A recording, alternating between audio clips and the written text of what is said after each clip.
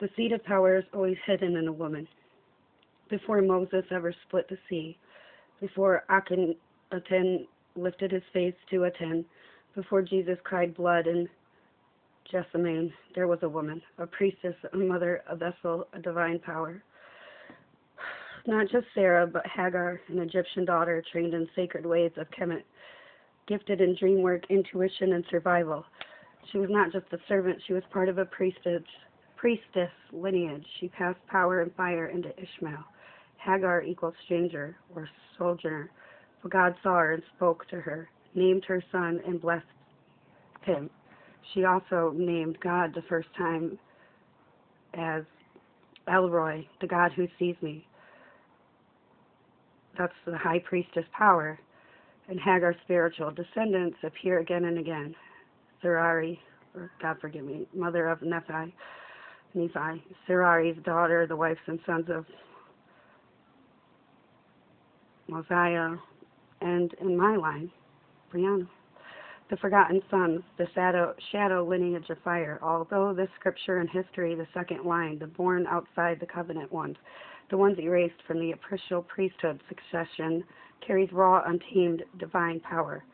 Here they are, the Jaredites, who came from the tower of the pre-Abrahamic sacred knowledge. Ishmaelites, those whose name literally means God hears. The Lamanites, called cursed but destined for redemption. The Egyptian royal sons, born to wives and concubines of priestess bloodlines. Even Jesus, born through Mary, who was herself descended from a long, unbroken maternal bloodline of holy women. The empire always tries to erase it every time. Akhenaten, prophet, pharaoh, restorer of the one God, was married to Nefertiti, a high priestess. Their daughters, not just sons, held spiritual and political power. Some scholars believe Moses was his descendant or student, smuggled out during a revolution. Moses' own mother, Jochebed, was a Hebrew and a Levite, a woman of sacred lineage.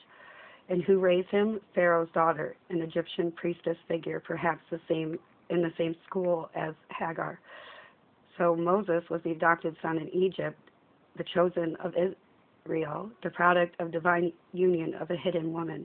Just like Jesus, born of a woman, surrounded by Marys, taught by unnamed midwives, accompanied by Magdalene, the woman who 7 spirits were cast out, a likely priestess in her own. The priestess of the Jaredite line and the missing queens of the Book of Mormon, the Book of Ether, is curiously male-dominated, but we know from the ancient tradition that no throne stood without a queen. Every Jaredite king had a wife, and many battles began over the maternal rights and bloodlines.